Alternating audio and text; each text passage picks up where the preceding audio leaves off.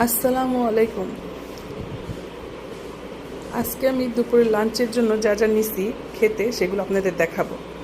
তার আগে একটা জিনিস শেয়ার করি, সেটা হলো আজকে আমার ছেলে বাসায় নেই, সে ভার্সিটিতে গেছে একটু কাজে। তার আস্তে আস্তে রাত হবে, তো সে দুপুরে লাঞ্চ করবে না। এর জন্য আমি আজকে একা একা লাঞ্চ করব। তাই আমার পছন্দের সব খাবারগুলা আজকে নিয়ে নিছি, যে এই সুযোগে খেয়ে নেই। তো চলেন সবাইকে দেখাচ্ছি আমি কি কি আয়োজন করছি আমার জন্য।